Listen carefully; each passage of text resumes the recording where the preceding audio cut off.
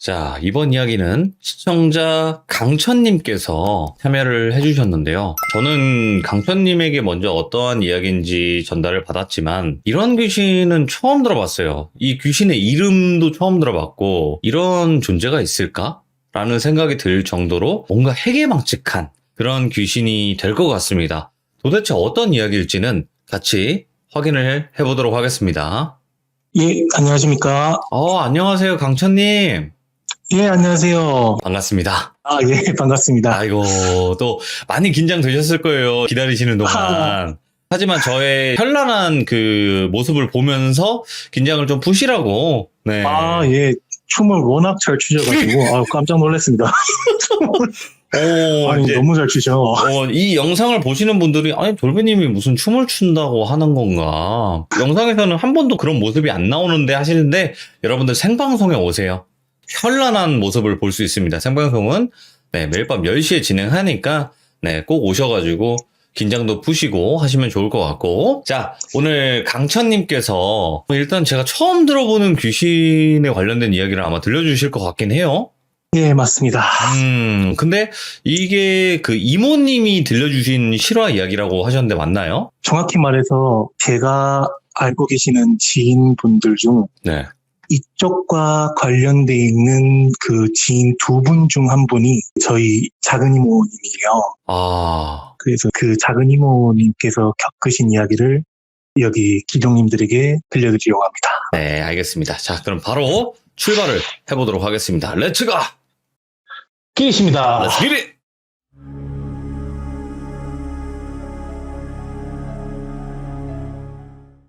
일단 간단하게 제 소개부터 해야 될 것 같습니다. 저는 웹툰 작가를 지망하고 있어요. 오호, 그러니까 그림을 잘 그리시지, 그죠? 네네. 제가 생각하기에는 웹툰에서 가장 중요한 건 그림체도 있고 뭐 연출도 있지만 제가 생각하기에는 무엇보다도 스토리라고 생각돼요. 그거는 100% 공감합니다. 예. 대부분의 독자분들이 스토리가 재밌어야지 만화를 끝까지 봐주시니까요. 맞아요. 그래서 제가 제 지인 아니면 주위 사람들이나 이제 친척분들을 직접 찾아가서 다양하게 그분들의 이야기를 많이 들어요. 오. 혹시나 이분들의 이야기를 좀 들어서 좋은 아이디어나 아니면 웹툰에서 쓸만한 소재가 나올 수도 있으니까요. 돌비님 방송을 보게 된 이유도 이 스토리에 좋은 영감이나 소재를 찾던 와중에 이 유튜브 동영상을 딱 보게 됐는데 기종님들 사연이 너무 재밌어가지고 그때부터 맨날 새벽에 밤늦게 맨날 작업하면서 들어요. 근데 이제 앞서 말했다시피 제가 주위 사람들을 막 찾아가면서 이야기를 들었는 와중에 이쪽과 관련된 지인 두 분을 만나 뵙게 됐거든요. 한 분은 제가 아는 형님이고 한 분은 오늘 말씀드릴 저희 작은 이모의 이야기입니다. 이제 이야기를 시작해볼까 하는데요. 네. 지금으로부터 약 15년 전쯤 됐습니다. 그때 제가 초등학생이었거든요. 일요일 아침 주말이었어요. 진짜 아직도 생생히 기억해요. 일요일은 보통 늦잠을 많이 자잖아요. 네. 저도 주말이다 보니까 막 11시, 12시 넘어갈 때까지 꿀잠을 자고 있었어요. 해가 중천에 넘어가는데 그래서 한 오후까지 시간이 넘어갈 때쯤 너무 자니까 머리가 아프더라고요. 네. 그래서 슬슬 일어나는데 부모님 두 분이 다 안 계시는 거예요. 이상하다. 이 주말 아침인데 그것도 일요일 주말인데 두 분 다 직장 다니시고 무조건 주말은 집에서 쉬시는데 아니 한 분도 아니고 두 분 다 안 계시니까 이상하더라고요. 네. 그래서 뭐 그런갑다 하고 주말이니까 이 황금 같은 일요일이니 농땡이도 좀 부릴 겸 게임을 하려고 컴퓨터 앞에 탁 앉았는데 진짜 그때 의자에 앉을 때 딱 맞게 전화가 왔어요. 제가 초등학생인데도 그때 휴대폰을 가지고 다녔거든요. 네. 휴대폰을 딱 보니까 어머니 번호인 거예요. 그래서 전화를 딱 받고 엄마 어디야? 하는데 울음소리가 들려요. 엄마가 우시는 거예요. 네. 그러면서 하시는 말씀이 작은 삼촌이 돌아가셨다. 아이고. 그때는 이게 무슨 말인지 생각했었어요. 그때 당시에 워낙에 제가 어린아이다 보니까 내 주위에 있는 사람들이 돌아가셨다라는 게 이게 현실적으로 좀 받아들여지지도 않고 이해되지도 않았어요. 그쵸. 그래서 너무 당황해서 어버버하고 있는데 어머니가 계속 울먹이시면서 작은 이모가 차로 널 태워주러 갈 거다. 이모 차 타고 지금 장례식장으로 와라. 지금 당장 옷 갈아입고 아파트 정문 앞에서 기다리고 있어라 하면서 짧게 말을 끝내시고 전화를 끊으셨어요. 전화 끊기자마자 진짜 당황스러웠어요. 그래도 일단은 저도 정신 차리고 옷을 주섬주섬 갈아입고 아파트 밖으로 나갔어요. 네. 이모 차를 기다리면서도 이게 진짜 현실인가 꿈인가 긴가민가 했어요. 워낙에 그때 진짜 어린 나이다 보니까 내 주위에 가까운 사람들이 돌아가셨다는 게 믿어지지가 않았어요. 네. 예, 그때 한여름이라 가지고 매미스토리도 올리면서 한 20분 동안 땡볕에서 기다렸지만 그때 진짜 멍한 생각밖에 없었거든요. 그때 때마침 작은 이모 차가 나타났어요. 이모 차 문을 열고 진짜 분위기는 엄청 침울했지만 그래도 이모를 뵀으니까 인사는 드려야 하니까 이모에게 인사를 드리고 뒷좌석에 앉았어요. 근데 이모 얼굴을 보니까 엄청 많이 울으셨는지 두 눈 주위가 완전 팅팅 부어 있더라고요. 워낙 제가 어렸을 때 이모를 많이 좋아했고 이모를 잘 따라서 보통 작은 이모를 만나 뵐 때는 이모를 만나기만 하면 수다도 떨고 애교도 부리고 그랬는데 네. 그런데 그때는 진짜 초등학생인 어린 나이였음에도 도저히 할 수 없었죠. 그럴 분위기가 아니라는 걸 진짜 본능적으로 느낄 수 있었으니까. 그래서 간단하게 인사를 마치고 이모 차를 탄 뒤 장례식장으로 갔어요. 창밖을 내다보면서 진짜로 많은 생각이 오고 갔어요. 초딩이었는데도 진짜 별의별 생각이 다 들더라고요. 그런데 일단 장례식장 가면 알게 되긴 하겠지만 문득 삼촌이 대체 어떻게 돼서 왜 돌아가셨는지 무슨 영문으로 그렇게 되셨는지 궁금해서 작은 이모에게 물어봤어요. 뒷좌석에서. 예. 왜 삼촌이 돌아가시게 된 거냐고. 그러니까 작은 이모가 하시는 말씀이 어제 새벽 밤에 오토바이를 타다가 사고로 돌아가셨대요. 예전부터 작은 삼촌이 오토바이를 즐겨 타셨어요. 네. 그런데 새벽에 집으로 돌아오시다가 그런 변을 당하신 것 같더라고요.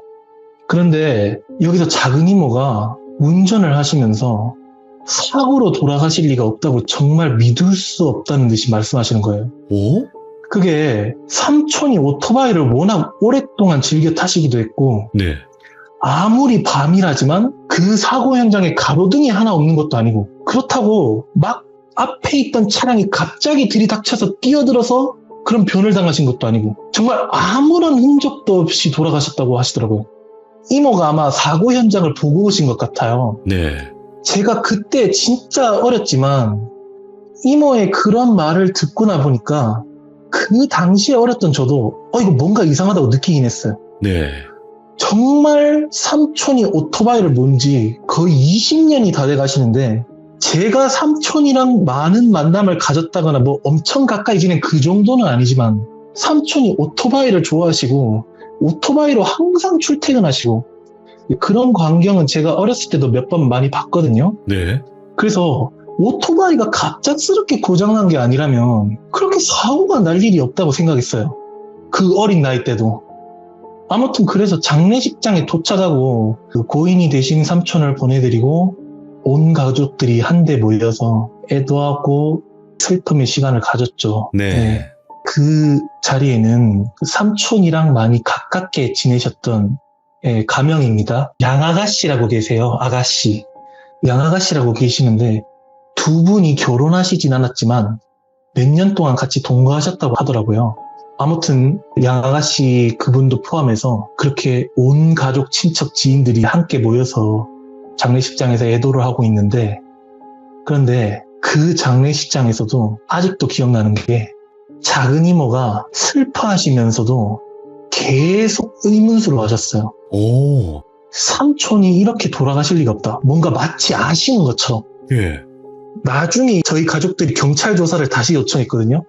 그런데 역시나 아무런 흔적이 없었어요. 예. 그냥 정말 사고사였어요. 목격자도 없고 삼촌이 오토바이를 모시다가 무슨 이유인지는 모르겠지만 옆에 약간 그 절벽 쪽으로 그대로 떨어지셔서 숨을 거두셨다. 전방에 있던 차량이 갑자기 막 끼어들거나 삼촌이 그렇다고 술에 취하신 채로 오토바이를 몰았다든가 그런 것도 없고 그냥 완전 없어요. 네. 그렇게 삼촌이 돌아가신 뒤 한 며칠 정도 지났던 것 같아요. 겨우 가족들이 슬픔을 딛고 일상으로 돌아가려고 할 때쯤에 또 뭔가 사건이 하나 터져버려요. 네. 이모가 다리를 다치셨대요. 갑자기. 그래서 병원에 입원을 하셨다는 거예요. 아니, 삼촌이 돌아가신 뒤 얼마 지나지도 않아서 이모까지 입원하시게 됐다니까 진짜 가족들 분위기가 너무 암울한 거예요. 예. 갑작스럽게 이런 큰 사고가 연달아 터져버리니 아무튼 저도 이모 병문안을 가려고 했는데 그때 당시에 어머니가 삼촌도 돌아가셨고 이모까지 그렇게 되셨으니 저를 안 데려가시려고 했어요. 네. 너무 연달아서 집안에 나쁜 상황이 터지니까 어린애가 혹여라도 나쁜 생각을 하거나 아니면 무슨 나쁜 기운 같은 게 막 들 것 같아가지고 절 안 데려가시기로 한 거예요. 네. 일단 그래도 다행히 작은 이모의 부상이 큰 부상은 아니었고 몇 주 입원하시면 완치된다고 하실 만큼 너무 심각한 상황은 아니어서 그래서 이모 병문안은 제가 못 가고 네. 어른들만 가셨어요. 어머니가 가지 말라고 하셨어. 근데 그 이후로는 집안에서 큰 사고가 터진다거나 그런 건 없었어요. 그렇게 시간이 엄청 많이 흐릅니다. 네. 2년 조금 넘는 시간이 지나면서 저도 중학생이 되었죠. 중학생이 될 때까지 또 집안에서 그런 큰일이 터진다거나 그런 건 아무것도 없었어요. 근데 한 날 작은 이모가 정말 오랜만에 저희 집을 찾아오셨어요. 제가 그때 작은 이모를 본 게 삼촌 장례식 이후 처음이었어요. 거진 2년 동안 이모를 못 뵌 거죠. 그래서 너무 반가워서 이모 정말 오랜만이에요 하면서 인사도 하고 오순도순 얘기도 나누고 이모한테 용돈도 받고 그랬죠. 근데 문득 생각이 들었는데 진짜 완전 오랜만에 이모를 뵙는 거잖아요. 거의 2년이 넘는 기간 동안 한 번도 뵌 적이 없는데 그래서 그동안 진짜 어떻게 지내셨는지 물어봤어요. 그런데 이모가 제 얘기를 듣자 옆에 계시던 저희 어머니를 돌아보고는 언니, 천이한테 그 얘기는 안 했어? 라고 말씀하신 거예요. 예? 어머니는 끄덕이시면서 안 했다고 하시더라고요. 뭐야, 내가 모르는 일이 두 분 사이에 있었나? 그렇게 생각했죠. 예?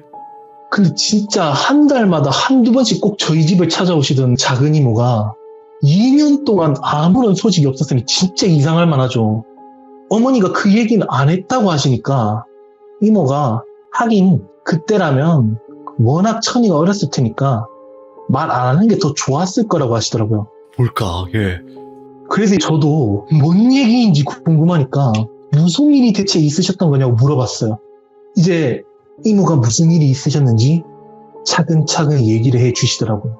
삼촌이 돌아가신 뒤 그 장례식장에서 이모와 저희 어머니 그리고 다른 큰 이모들, 할머니, 할아버지 이렇게 집안 어른들이 모두 모여서 이야기를 나누셨대요. 네. 이모가 다 모여 계시는 어르신들 앞에서 이런 말씀을 하셨대요.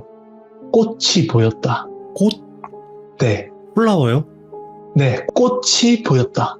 삼촌이 돌아가시기 거의 일주일 전부터 삼촌의 뒤에서 엄청 큰 꽃이 보였대요. 뭐야, 예. 너무 가까이는 아니고 한 10m에서 20m? 그 간격 사이로 삼촌 뒤에서 희미하게 꽃이 보였대요. 예. 근데 그 꽃이 희미한 형태였지만 사람 키만큼 엄청 컸어요. 아, 꽃 자체가. 예, 마치 엄청 큰 해바라기처럼. 이모는 처음에 잘못 보신 줄 알았대요. 근데 시간이 지나면서 삼촌을 볼 때마다 삼촌의 뒤에 있는 그 거대한 꽃이 점점 저 삼촌 곁으로 가까이 다가왔다고 하시더라고요. 예. 그때 당시에 할머니랑 작은 삼촌이랑 저희 작은 이모가 같이 한 집에 사셨거든요. 작은 삼촌은 앞서 말씀드린 그 양아가씨랑 분이랑 같이 동거하신다고는 했는데 한 주마다 두세 번씩은 할머니 집에 들려서 계속 얼굴을 비추셨대요. 예. 작은 삼촌이랑 작은 이모 다 직장을 다니시고 워낙 바쁘시다 보니까 집안에서도 자주 만나지는 못했지만 그런데도 삼촌을 볼 때마다 이모가 그 꽃이 항상 뒤에 있더래요. 그래서 이모가 뭔가 이상하다고 느끼고 삼촌에게 물어봤대요. 예. 이상하다. 네 뒤에 엄청 큰 꽃이 계속 보인다. 그러니까 삼촌은 뭔 말을 하냐고. 내 뒤에 무슨 뭐 꽃이냐고 그러시는 거예요. 삼촌이 그렇게 냉담하게 반응을 하시니까 이모도 아닌가? 아, 내가 피곤해서 그런가 하고 다시 보시니까 또 없고. 오.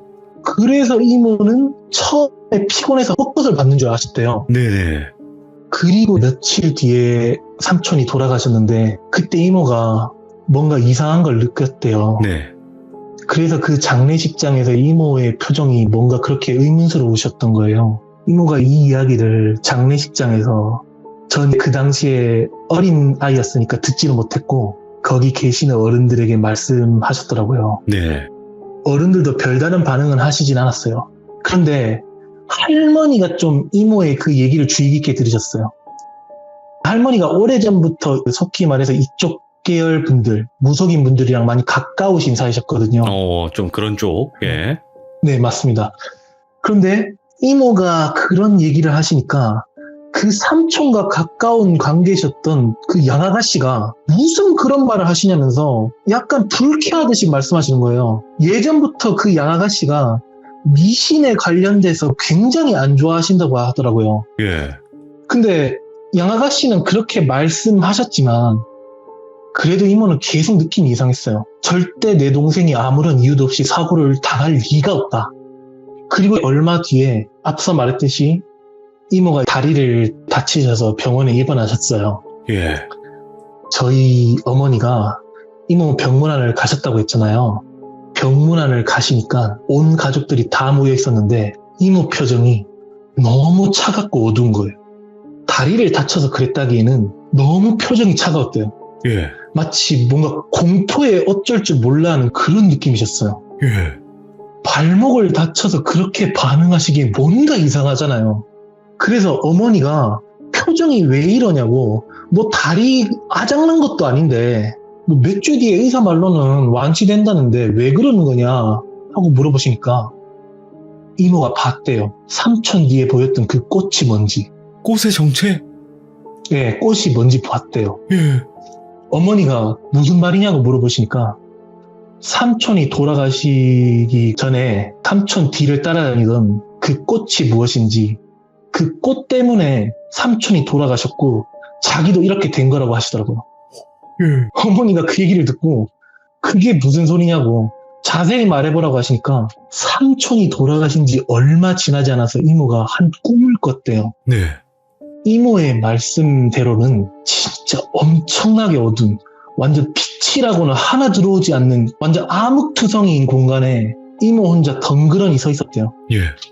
이모가 여긴 어디지 하면서 주위를 둘러보시는데 진짜 완전 온통 어둠밖에 없어요. 근데 어둠밖에 없는 그 공간 속에서 저기 전방 한 100m 너머로 살짝 붉은 빛이 보였대요. 예.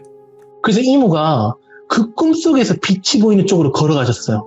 그런데 한 절반쯤 걸어왔을까? 예, 이제 그게 보였어요. 잠깐만. 이거 사진 저한테 보내주신 거? 네, 맞아요. 예, 이거 그거 참- 보여주시면 됩니다. 자, 여러분들. 저는 이런 귀신을 처음 봤고요. 그리고 이거는 지금 강천님께서 실제로 직접 그리신 거예요. 그리고 왜 꽃이라고 했는지를 알 겁니다. 이것 때문에 꽃이라고 멀리서 네, 흐리게 봤구나. 네, 제가 작은 이모의 직원을 바탕으로 제가 최대한 이미지를 구상해서 그린 게 저거예요. 예. 얼굴에 손이 6개 달려 있었대요. 그래서 꽃으로 보였대요. 엄청 큰 꽃으로. 와. 저 손이 꽃잎으로 보였던 거죠. 그렇지. 흐리게 보일 예, 때는요. 예. 네, 맞아요. 저 머리에 달려있는 저 여러 개의 손이 꽃잎으로 보였던 거예요. 나 이런 거 처음 들어봐요. 예. 그리고 몸은 엄청 길고 가늘었대요. 그래서 뒤에서 보면 진짜 완전 엄청 큰 해바라기처럼 보였던 거예요. 예. 저 꽃이 손을 꽈배기처럼 어깨에 달린 손을 팔에 연결되어 있죠. 그 손은 꽈배기처럼 비틀어서 꼬고 있고 이빨을 딱딱딱 딱딱거리면서 서 있던 거예요. 오, 예. 이모가 너무 무서워서 그 자리에서 진짜 미친 듯이 도망치셨대요. 근데 그 꽃이 손을 꼬은 채로 이빨을 계속 딱딱거리면서 이모를 쫓아왔다고 하더라고요. 와. 이모가 저거한테 잡히면 진짜 끝이다. 그렇게 생각하고 정말 미친 듯이 뛰셨어요. 예. 그 암흑 공간 속에서 아무것도 보이지 않는데 엄청 뛰시고 그 꽃이 이빨 소리가 줄어들 때쯤 그때 이모가 꿈에서 깨셨대요. 이모가 그 꿈을 꾸시고 본능적으로 느꼈어요. 내 동생은 그냥 사고사로 변을 당한 게 아니다. 분명히 뭔가 있다.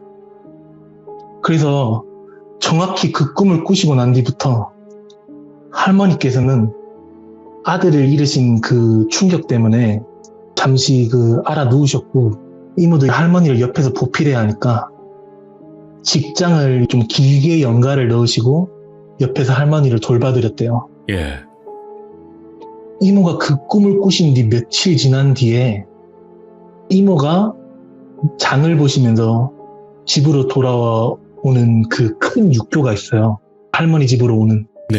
그 큰 육교를 내려오시던 와중에 잘못 접질러서 부상을 그렇게 당하셨다고 하시더라고요. 근데 그냥 잘못 접지른 게 아니라 뭔가가 이모 눈을 가렸대요. 순간적으로 시야가 안 보이니까 예. 육교에서 내려오던 와중에 무언가가 이모 눈을 가려서 이모가 그런 사고를 당하신 거예요. 요즘 애들이 그런 줄은 모르겠는데 어린아이들이 장난칠 때 누구게 하면서 막 뒤에서 눈을 막 가리는 그런 장난 있잖아요. 진짜 그거랑 비슷했대요, 느낌이. 뒤에서 진짜 누가 눈을 가린 것 같다고 하시더라고요. 그 말을 들으신 어머니께서 그때부터 뭔가 심각하다는 걸 아셨어요. 이거 진짜 보통 아니구나. 뭔가 있다. 이제 그런 말을 들은 어머니도 가만히 있으실 수 없으니까 그때 거기에 이모 병문안 오신 할머니랑 큰이모 그리고 양아가씨도 거기 계셨거든요. 네. 네, 아무튼 병문안에 와 계셨던 가족과 지인분들이 이제 진짜 진지하게 얘기를 나눴어요. 할머니는 자기 아들이 그렇게 변을 당한 것도 모자라서 작은 이모까지 이렇게 사고가 연달아 터지니까 이거는 외적인 무언가에 의해 애군이 꼈다. 그렇게 말씀하신 거예요. 예.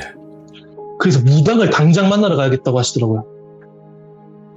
원래 할머니 건강이 조금 회복되시고 찾아가려고 했었는데 작은 이모가 이런 말씀을 하시니 지금 당장 가셔야겠다고 하시더라고요.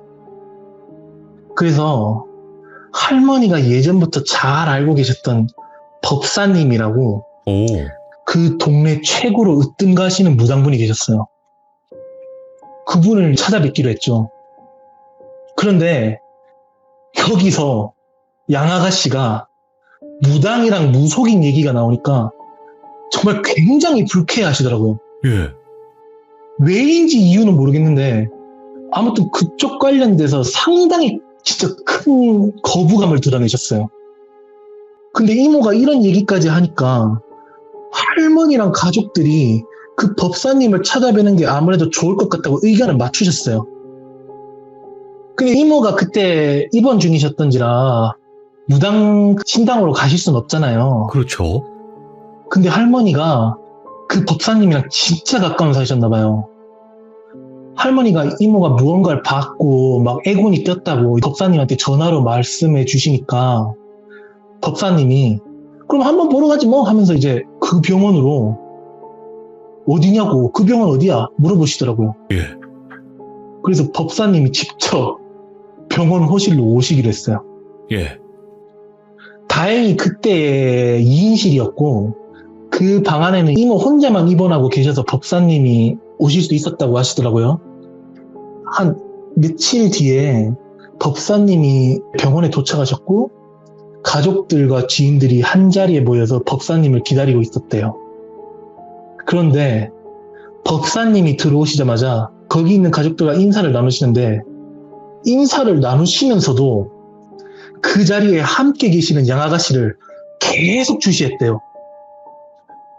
이제 양아가씨도 웬 무당이 자기를 계속 째려보니까 이 덩달아 뒷싸움에 안 밀리시려고 진짜 굉장히 불쾌하게 쳐다봤대요. 똑같이.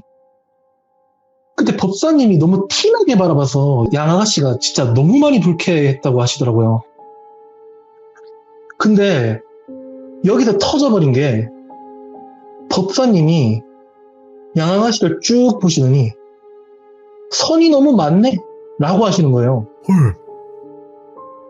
그때 이모가 온몸에 소름이 돋았어요. 예. 그래서 가족들이 무슨 말이냐고 하니까 얘 뒤에 진짜 무서운 놈 있다고 그렇게 하시더라고요. 꽃이다. 예. 네, 그때 병실에 순간 정적. 와. 순간 정적이 흘렀어요. 그래서 법사님이 양아가씨를 가르치면서 이건 주당도 아니라 완전 사람 죽이는 악기라고 하시더라고요. 가족들은 이게 뭔 말인가 싶죠. 예. 근데 양아가씨가 생전 처음 보는 사람 면전에다가 악기니 뭐니 하면서 삿대질하니까 양아가씨도 엄청 화가 나셨대요. 아니 다짜고짜 자기랑 일면식도 없는 무당이 자기 보고 악기라느니 뭐라느니 그러니까 근데 거기다 터져버린 게 또 법사님이 멈추지 않고 얘 때문에 죽었어 이렇게 말씀하셨더라고요. 예. 양아가씨를 가리키면서 예상외로 법사님이 너무 거칠게 나오시니까 가족들이 진짜 너무 당황했어요. 이거는 야. 양아가씨도 진짜 엄청 불쾌해서 그냥 그대로 병실을 나가버리셨대요. 화가 나서. 예. 네, 엄청 우시면서. 그래서 이제 할머니가 무슨 말을 하는 거냐. 아니 양아가씨한테 왜 그러냐. 그렇게 막 말하셨는데 여기서 그 법사님이 아직 이 얘기를 듣고도 소름 끼치는데 할매 아들 이장했던 적 있지? 이러시는 거예요. 그 말을 듣자마자 그 병실에 있던 가족들이 다 묻었대요. 진짜거든요. 예. 돌아가시기 한 달 전에 삼촌이 양아가씨 아버지 묘를 이장하고 왔어요. 그래서 법사님이 하시는 얘기가 원래 남의 집안 묘는 함부로 이장하러 가는 게 아니라면서 그 무덤 안에 있던 주당이 삼촌에게 쓰인 것 같다고 하시더라고요. 삼촌이 그때 이장을 하고 오신 뒤에 보통 그런 자리 갔다 오면 파치나 소금을 막 뿌리고 옷을 태운다든지 그런 의식을 하잖아요. 예. 그런데 삼촌은 그런 걸 잘 안 믿으시거든요. 그 양아가씨 영향도 있고. 그래서 그냥 집 안으로 들어오셨대요. 근데 여기서 법사님이 말하시는 더 충격적인 건 예. 이 삼촌이 겪은 케이스는 정확히 주당이 씌인 게 아니라 그 묘 안에 주당이랑 같이 묻혀 있었던 너무 살벌하고 악랄한 무언가가 하나 더 있었대요. 오, 예. 그 무언가한테 씌인 거라고 하시더라고요. 예. 설령 주당이 씌였으면 삼촌만 그렇게 데려갔지 집안에 이렇게 붙어있진 않는데요. 뭔가 그 묘의 주인인 주당보다 훨씬 더 무섭고 강력한 게 그 묘 안에서 나왔대요. 예. 그리고 지금까지 이 자리에 같이 있었대요. 그게 이제 그 법사님이 양아가씨한테 그렇게 말했던 건 그 악기가 주당과 같은 냄새를 풍기는 양아가씨가 익숙해서 이모 옆에 있다가 잠시 양아가씨 옆에 있었다고 하시더라고요. 예. 지금 상황이 그 법사님이 말씀하시기를 이 악기가 익숙한 냄새를 풍기는 양아가씨를 따라갈지 아니면 끝까지 이모 옆에 남아서 이모를 괴롭힐지 모른대요. 예. 근데 확실한 건 둘 중 무언가가 됐든 간에 이 악기는 사람을 끝까지 따라가서 결국에는 죽게 만든대요. 예. 이모가 무당님한테 갑자기 시야가 아무것도 안 보여서 이렇게 사고를 당했다고 말씀하셨는데 네네. 법사님이 삼촌도 똑같이 당해서 돌아가신 거래요. 삼촌이 오토바이를 운전하시다가 뒤에서 그 꽃이 그 많은 손으로 바짝 달라붙어서 삼촌의 눈을 가렸다고 하시더라고요. 그래서. 네, 그래서 돌아가신 거예요. 예. 그리고 이제 이모에게 붙은 거죠. 법사님이 그래서 이거 진짜 보통 악기 아니야. 사람에게 직접 손대고 죽음까지 몰아넣는 악기는 속히 말해서 급이 다르다고. 인과를 어긴 거지. 네. 범죄자죠, 범죄자. 그렇죠. 예. 왜 이런 악기가 그 무덤에서 나온 건지 예. 직접 들어봐야겠다면서 저 아가씨를 데려오라고 하시더라고요. 네. 법사님이 그렇게 말씀하시니까 가족들이 많이 불쾌해하고 흥분해 있는 그 양아가씨한테 최대한 타일러서 좀 진정시키고 아가씨를 어머니도 법사님한테 너무 그렇게 직설적으로 말씀하지 않으면 좋겠다고. 그치. 얘기는 네. 들어봐야 되니까. 네. 이제 그렇게 좋게 얘기해서 다시 양아가씨가 병실로 들어오셨어요. 양아가씨가 좀 진정하시고 얘기를 이어나가시는데 그 양아가씨 아버님 묘 있잖아요. 그 양아가씨 아버님도 사고사로 돌아가셨대요. 예. 그런데 삼촌이랑 똑같은 케이스였어요. 양아가씨 아버지 같은 경우에는 자동차 교통사고로 돌아가셨다고 하더라고요. 예. 근데 삼촌이랑 똑같이 뭐 자동차가 갑작스럽게 고장났다거나 앞에서 다른 차량이 막 기습적으로 나타났다거나 그런 것도 없이 그냥 완전 사고사로 돌아가셨대요. 예. 근데 여기서 사건이 터지는 게 그 양아가씨 집안에도 그쪽 집안에도 무속인이 있대요. 예. 친척 어른이 무속인이셨대요. 그런데 그 친척 어르신이 말하기를 양아가씨의 아버지에게 악기가 씌었고 그것 때문에 돌아가셨는데 아직까지 이 악기가 양아버지의 시신 곁에 남아있다는 거예요. 와. 근데 이 악기는 감당할 수가 없대요. 예. 이거는 어떤 무속인이 와도 이 악기를 몰아낼 수 없을 거라면서 그대로 양아버지의 그 시신과 그 악기를 함께 묘에 안치해야 한다. 그렇게 말씀하신 거예요. 예. 양아가씨 입장에서는 말이 안 되죠. 거의 미친 소리로 들리죠. 아니 집안 어른이면 다냐고. 우리 아버지 억울하게 돌아가셨는데 무슨 시신에다가 장난질을 하시냐고 그랬대요. 근데 그 무속인 어르신이 만약 이대로 이 아버지의 시신을 화장해버린다면 이 악기는 우리 집안 사람을 또다시 해치게 될 거다. 양아가씨 아버지 선에서 끝내야 한다고 진짜 강력하게 주장했대요. 예. 그때 당시에는 양아가씨가 억울하고 분통했지만 어떻게 뭐 할 수 있는 조치가 없어서 그 집안 어른들이 하자는 대로 화장하지 않고 그대로 관에다가 안치해서 무덤에다가 그 하는 그런 전통 방식으로 했대요. 근데 양아가씨는 이런 무당 귀신 그런 걸 절대 안 믿는 성격이었고 양아가씨 눈에는 그냥 웬 정신 나간 집안 어른이 억울하게 돌아가신 우리 아버지 시신에다가 장난질했다. 그런 식으로 생각했대요. 예. 그렇게 묘자리에서 장을 치는데 그 집안 어른이 장 치는 그 자리에서 구슬했대요. 아가씨가 그걸 보고 진짜 많이 화가 났다고 하시더라고요. 그리고 그 묘 안에다가 그 집안 어른이 그렇게 부적을 많이 넣었대요. 봉인한 것 같네, 뭔가. 네. 다시는 못 나오게 해야 한다면서 묘에 정말 어마어마하게 부적을 많이 넣었대요. 그리고 몇 년이 지나서 양아가씨가 예전부터 생각했던 그 묘를 이장해서 이제 아버지 시신을 늦었지만 화장하기로 했어요. 네. 애초에 자기는 묘의 시신을 안치하는 걸 원하지 않았고 그 무속인 어르신을 정말 중요하고 있었고 그 무속인 어르신은 시간도 많이 흐르셔서 돌아가셨거든요. 그래서 아버지 시신을 화장하기로 한 거죠. 네. 그때 이제 관계가 많이 가까웠던 삼촌을 불렀던 거예요. 이게, 예. 예. 아버지 묘를 이장하는데 좀 도와줄 수 있겠나. 예.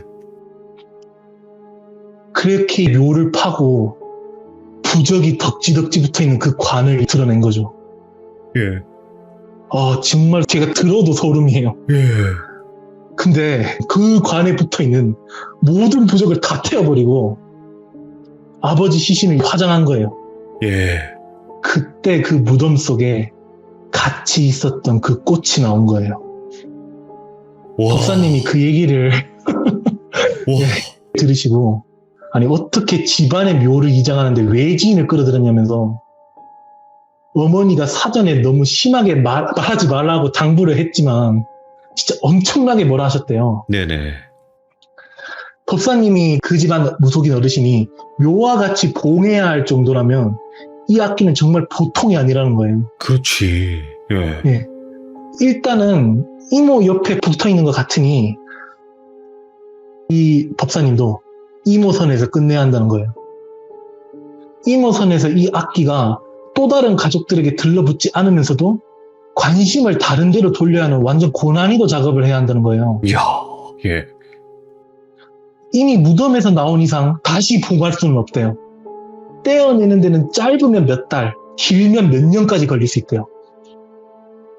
법사님이 지금 이 악기가 이모에게 계속 붙어 있을지 아니면 그 묘 안에 익숙한 냄새를 풍기는 그 양아가씨에 따라갈지 법사님도 모르는 거예요. 네. 이모랑 양아가씨 둘 다 같이 협조해야 한다고 하더라고요. 여기서 이제 그 양아가씨가 책임감이라고 해야 되나 사명감이라고 해야 되나 아무튼 본인이 뭔가 틀렸다고 생각하셨는지 법사님에게 협조하겠다고 하시더라고요. 다행히. 그때부터 속히 말해서 악기를 떼어내는 작업이 시작된 거예요. 그때부터. 예. 그때 작은 이모가 이 악기가 혹여나 다른 집안 사람들에게 붙을까봐 염려해서 몇 달 동안 할머니랑 둘이서만 정말 아무런 가족도 안 만나고 딱 할머니랑만 함께 생활했대요. 네네. 악기를 떼어낼 동안 정말 힘들게 생활하셨다고 하시더라고요. 큰 이모들이랑 저희 어머니가 아무리 도와주셔도 그렇게 가족들이랑 만나지도 못하고 물론 할머니가 같이 계셨지만 홀로 외롭게 지내면서 그 치료받는 게 정말 고됐다고 하시더라고요. 이모는 이제 항상 그 주마다 한 번씩 법사님을 만나서 치료를 받았대요. 그 치료 과정에 대해서는 이모가 말씀해 주시진 않으셨는데 아무튼 그 법사님이 해주시는 치료를 양아가씨랑 번갈아서 받거나 혹은 동시에 같이 받으셨대요. 그리고 항상 법사님이 주시는 부적을 들고 다니시고 그렇게 치료를 받으신 거죠. 네. 그렇게 한 2달쯤 됐을 때 그날도 어김없이 양아가씨와 만나서 이제 법사님의 신당에 같이 가시려고 했는데 그때 보셨대요. 네. 양아가씨 뒤에 큰 꽃이 서 있었어요. 그럼 결국 양아가씨를 선택한 건가? 그렇죠. 오. 정확히 삼촌의 뒤에서 처음으로 그 꽃을 봤을 때 그 거리. 와, 예. 희미하지만 확실했대요. 그 악기의 표적이 이모가 아니라 양아가씨로 바뀐 거예요.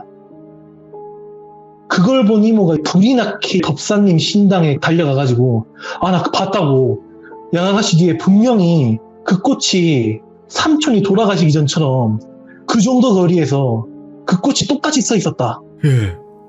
그렇게 하시더라고요. 그때 이제 법사님이 오케이 이제 완전히 확정됐다. 이모에게 내가 준 부적 계속 쥐고 있고 당분간 절대 어디도 나가지 말고 이상 현상이 있을 때만 따로 나에게 전화를 달라고 하시더라고요. 그리고 이제 신당에 양아가씨만 남고 이모는 나가보래요.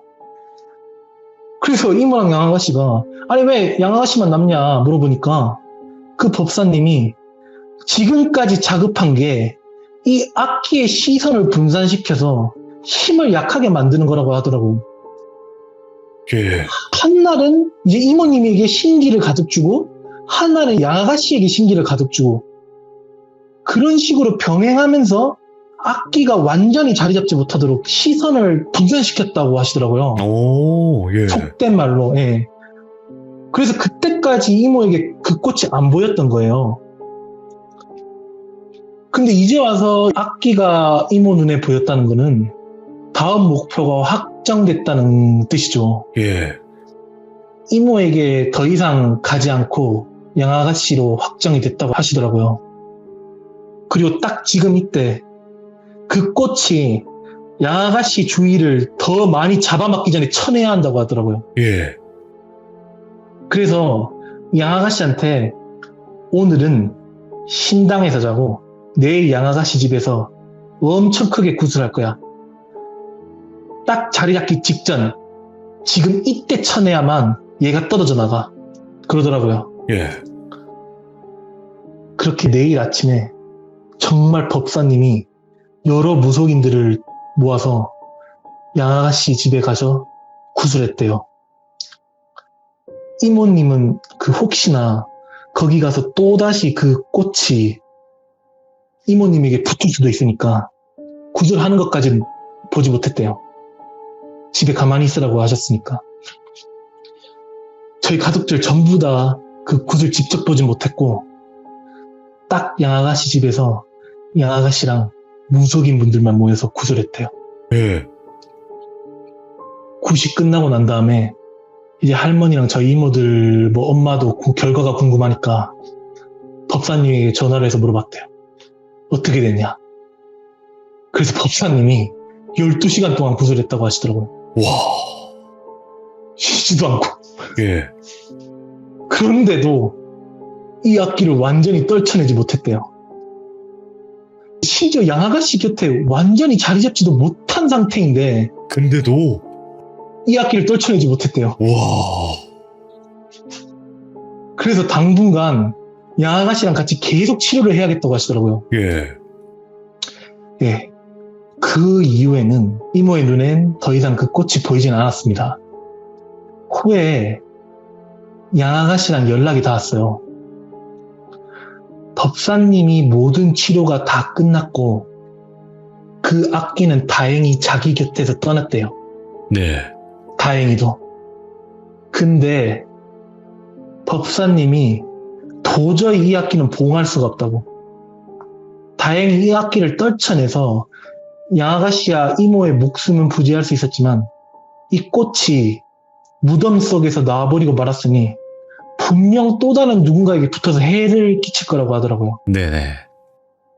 이제 와서 제가 보기에는 거의 뭐 속된 말로 이 꽃은 악기가 아니라 거의 악신 같은 그런 유 아닐까 생각이 들어요. 그럴 것 같아요. 제가 지금 다 네. 듣고도 이거는 그냥 보통 귀신 이런 개념이 아니라 원한 덩어리예요. 원한 덩어리. 맞아요. 한 귀신만 모인 게 근데- 아니라 여러 귀신이 모여서 그 손을 만들고 그게 꽃이 되고 그런 것 같아요. 그런 것 같아요. 예. 아, 근데 진짜, 아무튼, 그 동네의 터줏대감으로 불릴 만큼 그렇게 인지도가 높았던 그 법사님이 그 정도로 말씀하시는 걸 보면 보통 놈이 아니라는 거예요. 그럼 지금도 돌아다니고 있을라나? 아, 그건 저도 모르겠어요. 잠시만. 꽃이 이렇게 무서울 줄이야. 아, 정말. 이모는 그 법사님이 괜찮다고 말씀하셨지만 그래도 너무 불안해서 당분간 가족들이랑은 잘 만나지 않았대요. 네. 이제 조금 시간이 더 흐르고 나서 어른들을 서서히 만났고 2년이 지난 뒤 완전히 내 곁을 떠났구나 확신이 돼서 그제서야 저희 집에 오신 거라고 하시더라고요. 2년이나. 예. 그래서 아직도 이모님이 뭐 큰 꽃이나 해바라기 같은 꽃을 보면 너무 두려워하세요. 진짜. 그 트라우마가 예, 아니 저는 아직도 남아 계셔서 지금 시들물을 거진 4년 차거든요. 근데 맨 처음에 꽃이라고 저한테 작성을 해주셨길래 아니 꽃이 뭐야? 뭔 소리지? 이렇게 생각을 했는데 와, 이 그림을 받고 이해가 확 되는 거예요. 왜 꽃이라고 표현을 하셨는지. 와, 이런 외형을 가진 귀신도 처음 보네. 예, 저도 그 이모님 증언대로 최대한 제가 맞춰서 그린 거거든요. 예, 그렇죠. 예, 예, 예. 너무 잘 그려주셔가지고 이렇게까지 와닿지 않아도 되는데 너무 와닿아가지고 네. 꿈에 나올 것 같은 그런 귀신이기도 했고, 그리고 네. 지금 강찬님께서 이야기 구성이라든지 이야기 말씀해 주시는 거를 너무나 잘해 주셨어요, 정리를. 아, 그렇습니까? 예. 놀랍습니다. 언블리버블이에요. 감사합니다. 예, 진짜로. 예.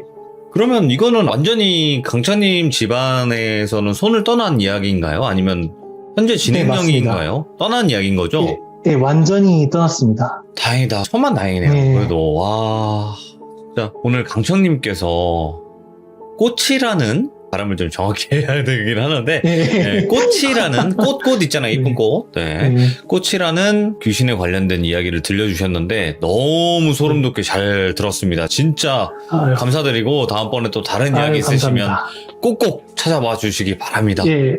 아, 다음에는 네. 형님 이야기를 해드릴게요. 알겠습니다. 있으셨군요. 다음 이야기가.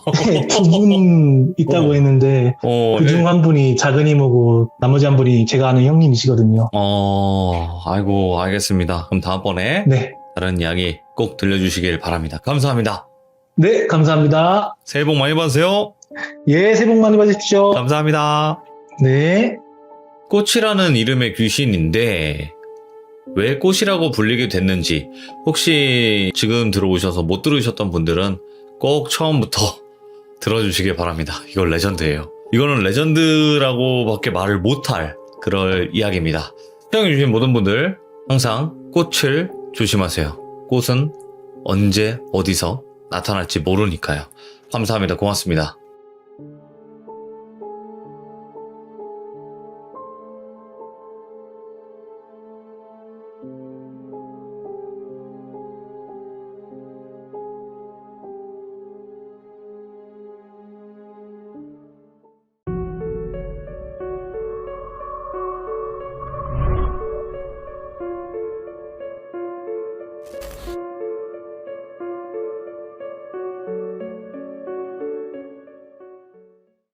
자, 여러분들 안녕하십니까. 이번 이야기는 시청자 동네꼬마님께서 찾아와 주셨습니다. 오늘 동네꼬마님이 해주실 이야기 바로 만나보도록 할게요.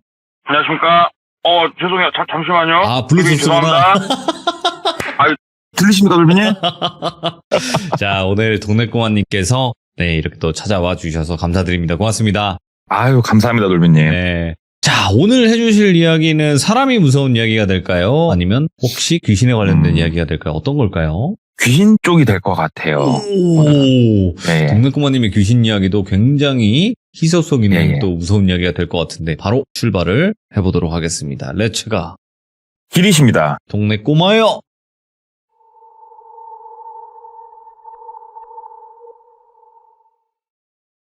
오늘 이야기 같은 경우에는 이제 귀신이라기보다 어떠한 영적인 무언가? 이런 거에 대한 이야기가 될 것 같은데, 이야기는 저는 이제 흥미롭게 들었습니다만은 무서운 쪽의 얘기는 아닐 수도 있겠다는 생각은 들어요. 그래서 말씀을 드려보자면, 이게 2004년도에 있었던 일이에요. 2004년도에 이제 막 대학생이 된 똘비라는 한 남성이 있었습니다. 이제 우리가 대학교 처음에 딱 들어가면은 막 성인이 됐잖아요. 사슬이 탁 풀리는 나이지 않습니까? 20살이. 대학도 들어갔겠다. 너무 행복하게 이제 시작을 하는 거죠, 대학 생활을. 그리고 원래 집은 조금 아랫지방이었어요. 근데 일부러 이제 우리가 대학교를 한 군데만 쓰는 건 아니잖아요. 몇 군데를 쓰면서 충청도에 있는 모 대학교를 일부러 본인이 굳이 거기를 가겠다. 합격을 여러 군데 했지만. 그래가지고 간 케이스였어요, 똘비가. 왜 그러냐면은 자취를 하고 싶은 로망이 있지 않습니까, 보통 그 나이 때. 그래가지고 이제 대학 생활을 딱 시작해가지고 아시다시피 에브리데이 술이죠. 먼 모임이다. 너무너무 재밌는 거예요, 하루하루가. 어른이 된 것 같고. 그러던 어느 날 어머니한테 전화가 이렇게 오더래요. 그래가지고 야, 엄마 하고 받으니까는 야, 똘비야, 너 지금 좀 내려와 쓰겄다. 그러더래요. 그래서 왜요? 그러니까는 저기 내려오면은 얘기해 줄 테니까 일단 좀 내려와라 그러시더래요. 그래가지고 이제 부랴부랴 내려갔대요. 내려갔더니 엄마가 급하게 내려오라고 한 이유는 다름이 아니고 첫째 형이 죽었다 얘기를 하더래요. 여기서 첫째 형이 뭐냐면 이제 똘비 아버지의 계보를 조금 말씀을 드려야 될 것 같아요. 똘비의 아버지의 형제는, 그러니까는 고모들은 제끼고 똘비 아버지가 막내였고 위로 큰아빠가 3명이 있었어요. 첫째 큰아빠의 첫째 아들 장손이죠. 장손이 죽은 거예요. 근데 아까 말씀을 드렸지만 똘비가 이제 20살이란 말이에요. 장손영도 나이가 그렇게 많진 않았는데 물론 결혼도 안 했었고 첫째 형이 어쩌다가 갑자기 그렇게 됐지? 엄마 왜 그런데요? 그랬더니 아유 사고가 좀 있었다고 일단은 이제 가족이니까 다 같이 가자 그래가지고 장례식장 가가지고 가족이니까 옆에 이제 같이 있잖아요. 그러면서 뭐 어찌됐건 저찌됐건 듣게 된 거예요. 왜 이제 갔나? 그랬더니 장손영이 스스로 갔다고 그러더라고요. 아 스스로 갔구나. 근데 똘비가 아는 장손영은 스스로 갈 사람이 아니거든요. 근데 이게 그 분위기에서 어른들한테 이 형이 그럴 형이 아닌데 왜 갔대요? 왜 갔대요? 물어보고 다니기도 좀 뭐 하잖아요. 그래가지고 그냥 뭐 물어보지도 못하고 이제 다 장례를 마치고 엄마한테 이제 엄마 혹시 첫째 형이 왜 그랬을까? 첫째 형 그럴 사람 아닌데 뭐 문제 있었대? 그러니까 엄마도 잘 모르겠다고 사람 마음 누가 알겠냐고 그냥 슬프다. 참 착한 녀석이었는데 그래서 그래요 어머니 일단 하고 이제 그렇게 그 사건이 일단락이 됐어요. 그리고 우리가 대학 생활을 보통 이제 3월에 개강을 해가지고 6월 정도에 우리가 종강을 하지 않습니까? 종강을 할 때쯤 똘비는 학교 생활이 아주 조금 엉망이 되어 있는 상황이었어요. 왜 그러냐면 아까 말씀드렸다시피 개강한 지 얼마 안 돼가지고 첫째 형이 갔잖아요. 자 위로 큰아빠가 3명 있었고 그 밑으로 자녀들이 쭉 있을 거 아닙니까? 똘비하고 같은 학년에 똘비 위로 친척 형이 4명이 더 있었어요. 그래서 첫째 큰아빠한테 아들 2이 있었고 둘째 큰아빠 하나, 셋째 큰아빠 하나, 똘비 2, 똘비네 동생도 하나 있었으니까 그렇게 쭉 있었는데 첫째 큰형이 죽은 이후로 둘째 큰형이 교통사고를 크게 당했어요. 그래가지고 의식이 없는 상황이었고 셋째 큰형도 스스로 마감을 했어요. 순차적으로 이게 불과 3, 4개월 만에 일어난 일이에요. 이게 한 집안에서. 이게 너무 기묘하잖아요. 근데 똘비가 넘이 아니에요. 친척이고 명절 때도 자주 봤고 명절 때뿐만이 아니고 이 형들하고는 뭐 친하게 지냈으니까 평상시 연락도 가끔 하고 지내고 했는데 이 형들이 그럴 형들이 아니거든요. 이 찜찜한 느낌을 똘비만 느끼고 있었던 게 아니에요. 똘비 어머니도 느끼고 있었던 거예요. 그래서 똘비 어머니가 똘비는 대학교 거기 자취하는 데서 놀면서 있었는데 너 그러지 말고 방학 때 내려와 있어라. 엄마 옆으로 좀 와 있어라. 그러시더라고요. 그래서 똘비도 되게 싱숭생숭하니 학교는 학교대로 엉망이고 일단 엄마 알겠다고 방학 때 내려가 있겠다고 그래가지고 이제 어머니 집으로 간 거예요. 집에 가니까 어머니가 집밥도 맛있게 해주시고 한 이틀 정도 지났을까? 똘비야 내일은 너 늦게 자는 거 아는데 좀 일찍 자고 아침 9시에 엄마랑 좀 나가자 그러시더래요. 그래서 엄마 어디 가게? 그랬더니 아이 가보면 안다고. 좋은 데 가는 건 아닌데 아무튼 그 준비 좀 해라 그러시더래요. 그래서 알았다고 그러고 아침자리 일어나가지고 부시시하게 모자 눌러 쓰고 나가려고 하니까 엄마가 너 그러지 말고 들어가서 깨끗하게 좀 씻고 면도도 좀 깨끗하게 하고 옷도 좀 잘 입으라고. 그래서 엄마 나 선보러 가? 얘기를 한 거예요. 그러니까 아이 엄마가 시키는 대로 좀 해. 응? 알았지? 해가지고 엄마가 시키는데 어떡해요. 그래서 면도도 하고 옷 깨끗하게 입고 따라 나섰대요. 그랬더니 차를 타고 한 40분 정도 달렸을까? 엄마랑 같이 간 곳이 점집이었대요. 딱 봐도 근데 점집이 굉장히 으리으리하게 생긴 집이었대요. 와, 처음에 몰랐대요. 엄마 여기 뭐 관광지냐고. 그러니까 엄마가 여기 점집이다고 똘비야. 그러니까는 똘비도 이제 눈치를 챘대요. 그동안 형들이 그런 일이 있으니까 뭔가 싱숭생숭하니 한번 와보고 싶었나 보구나 엄마가. 똘비도 그냥 괜히 그런 느낌들이 있었으니까 그냥 따라 나섰대요. 안으로 들어갔대요. 그러니까는 미리 예약을 했나 어쨌나 몰라도 어머니가 이렇게 누구랑 말씀하시고 하시더니 기다리고 어떤 방으로 들어갔대요. 딱 들어가니까 오른쪽에는 재단이 쫙 있는데 정말 호화스러운 재단이 쫙 펼쳐져 있고 정면에는 어떤 한 남성분이 탁 앉아 계시더래요. 약간 높게 해놓은데 근데 그분이 남성인데 딱 봐도 키는 한 185 정도 돼 보이겠다. 앉아있지만 느껴지더래요. 굉장히 키는 크겠다. 그리고 우리가 딱 봐도 그런 사람들 있잖아요. 기골이 장대한 사람. 어깨가 쫙 벌어져 있고 딱 봐도 진짜로 와, 이 사람은 정말 대단하다. 이게 영적인 포스가 아니고 그냥 피지컬적인 포스가 확 풍기는 한 남성이 진짜 깔끔하고 고급스럽게 생긴 한복을 입고 정좌를 하고 앉아있더래요. 나이도 많지 않아 보였대요. 엄마랑 둘이 이제 앞에 놔져 있는 방석에 앉았대요. 딱 앉으니까 그래 뭐 때문에 그러시냐. 그러니까 엄마가 아니 우리 아들 좀 이렇게 공부도 좀 잘하고 뭐 하고 할지 조금 여쭤보러 왔다고. 그러니까 그분이 대뜸 그러시더래요. 아니 산송장을 데리고 와가지고 미래를 점쳐달라고 내가 무슨 수로 말을 해주냐. 그러니까 똘비는 거기서 오우 저렇게 말하니까 뭔가 무서우면서도 좀 웃겼대요. 내가 왜 산송장이야. 그러고 있으니까 엄마는 막 심각해지더래요. 어머니는 아이고 선생님 다짜고짜 그게 무슨 말씀이십니까. 왜 내 아들이 산송장입니까. 그러니까는 아이 그걸 꼭 내가 얘기 안 해도 그쪽은 알 것 같은데 내가 굳이 얘기를 해줘야 되냐고. 그 산송장 데리고 나가라고. 돈은 필요 없으니까. 뭐 그렇게까지 얘기를 하더래요. 똘비는 좀 기분이 나빴지만 또 그렇게 얘기하니까 뭔가 좀 떨리기도 하고 오묘한 느낌이 들더래요. 근데 어머니는 되게 심각해지더래요. 그러면서 아이고 선생님 내 아들 이거 어떻게 하면 좋냐고 하면서 먼저 쭉 어머니가 얘기를 풀어내버렸대요. 뭐 때문인지 몰라도 뭐 첫째 그렇게 가버리고 뭐 둘째 어쩌고 저쩌고 쭉 얘기를 한 거예요. 저 잘려서 죽겠다. 그러니까는 쫙 가만히 듣더니 아니 뭐 굳이 내가 구구절절 그렇게까지는 몰라도 그래서 내가 그렇게 늦게 졌구나. 근데 이로 어쩌나. 이거는 내가 뭐 어떻게 손 써줄 수가 없는 걸. 그러니까는 똘비는 속으로 야 어떻게 좀 돈을 처발처발 하려고 할 줄 알았더니 또 그건 아닌가 보네. 엄마는 막 싹싹싹싹 손을 빌더래요. 아이고 선생님 내 아들 좀 어떻게 더 살려주시라고. 똘비도 이제 그 상황이 되니까 그냥 본인도 뭔가 좀 되게 찝찝하더래요. 그래가지고 가만히 조용히 그냥 고개 숙이고 앉아있는데 그분이 아이고 내가 그럼 크게 도와줄 수 있는 건 없고 그 어머니 지갑 좀 빼보시라고. 그러니까 엄마가 핸드백에서 지갑을 막 빼더래요. 그러면서 지갑 안에 있는 돈 다 빼라고. 근데 뭐 그 당시에도 우리가 카드라는 걸 사용할 때 아닙니까. 어머니가 지갑에 있는 돈 다 뺐더니 한 8만 원 정도 되더래요.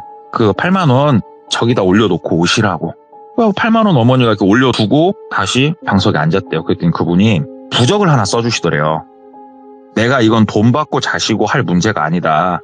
지갑에서 돈 빼서 올리라고 한 거는 그냥 인사 잘 드리라고 하는 의미고 내가 해줄 수 있는 건 딴 건 없고 내가 부적을 하나 써줄 테니까 이거를 뭐 지갑에 넣고 다니든 아니면은 뭐 피부에다 박아버리든 항시 잘 가지고 다니라고 목숨이다 생각하고 내가 더 이상 해줄 수 있는 건 없다 그러더래요. 그래서 일단은 부적을 딱 한 장 받아가지고 엄마랑 나왔대요. 엄마가 나와서 얘기를 했죠. 엄마 여기 뭐냐고. 그러니까 엄마가 여기 내 친구 누구에서 내가 수소문해가지고 안 곳인데 여기가 그렇게 유명한 곳이다. 원래는 여기서 저 양반 얼굴 한번 보려면 대기빵을 반년을 넘게 타야 되는데 그래도 엄마가 돈으로 인맥으로 찍어 발라가지고 이렇게 금방 온 거니까 그래도 오기 잘하지 않았냐고 그러시더래요. 뭐 돈 밝히는 것도 아니었고. 그래서 엄마가 너 딴 생각하지 말고 이거 부적 잘 갖고 다니고 너 위험한 데 가지 말고 그냥 공부나 착실히 하라고. 너 학교 왔다 갔다 할 때도 버스만 타고 다니라고. 안전하게. 엄마 내가 애기도 아니고 내가 그런 건 알아서 잘 할게요. 그냥 나도 애기 들으니까 찝찝하긴 하네. 뭐 때문에 그런지도 모르겠고.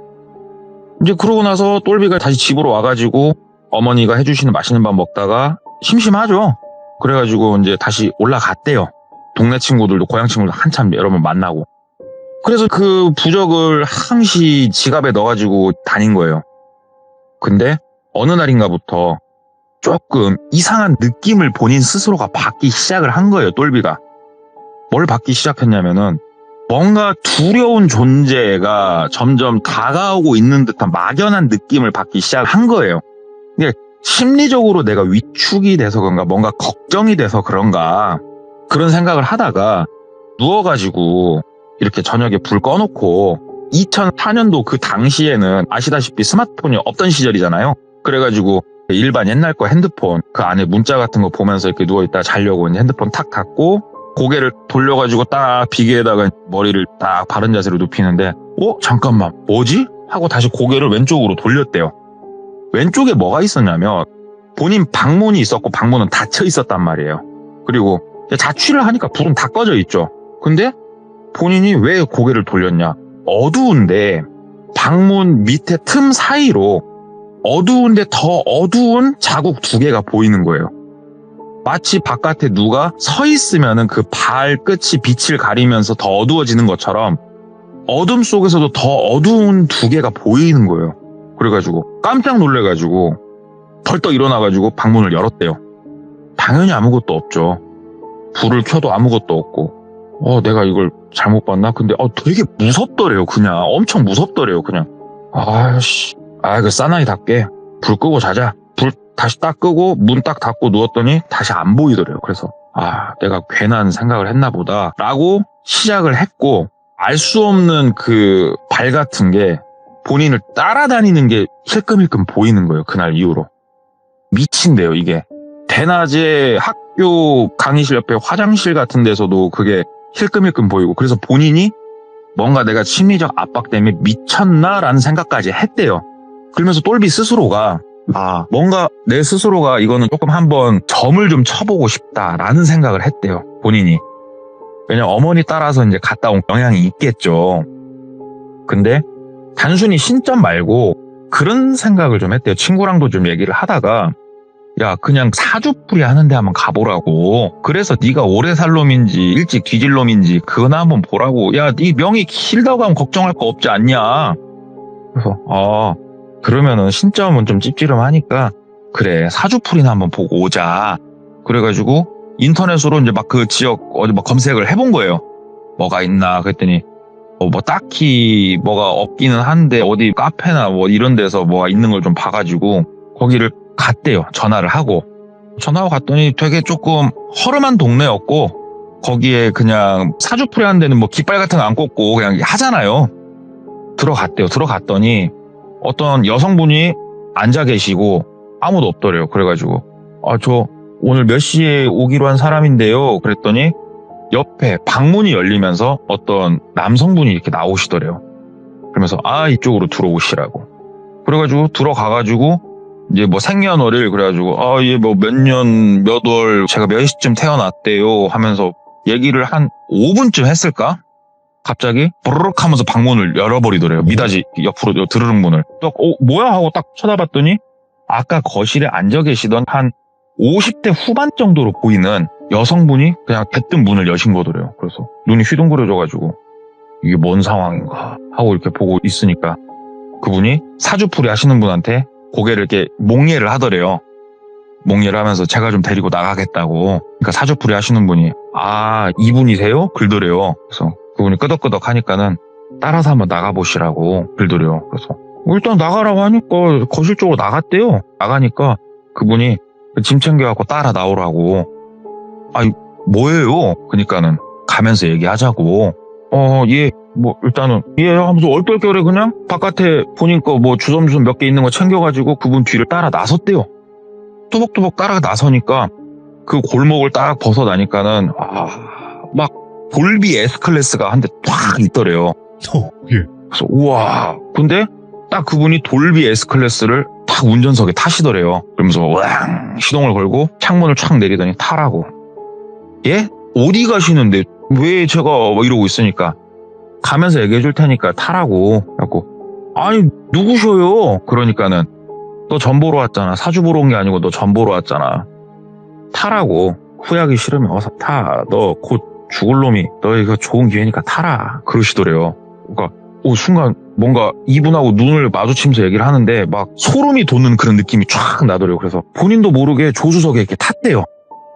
그러면서 차가 가는데 막 알잖아. 막 구름 위를 떠다니는 그 막 승차감 쫙 하면서 말씀을 하시더래요.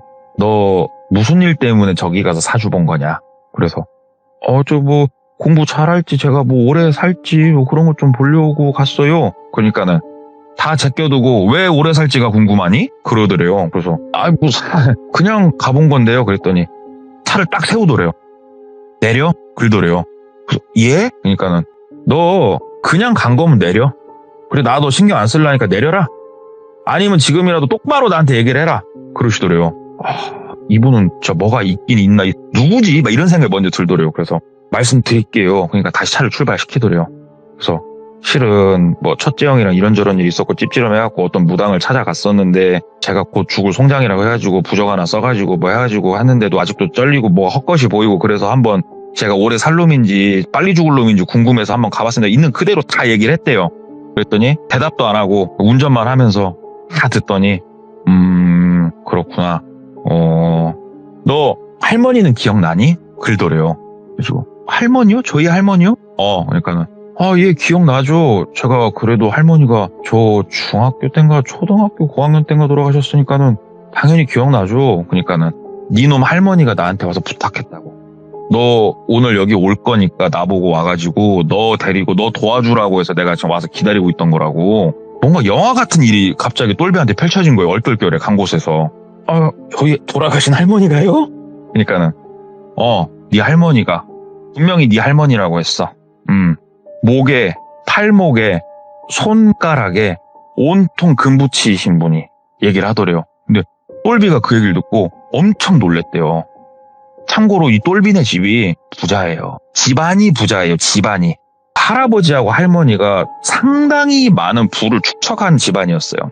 할아버지가 먼저 돌아가셨고 할머니가 이제 그런 것들을 관리를 하다가 돌아가시고 이제 큰아빠하고 고모들한테 재산을 분배를 해주고 그 다음에 돌아가신 케이스라고 하는데 할머니가 살아생전에 똘비도 분명히 기억이 난대요. 그렇게 금을 좋아하셨어요.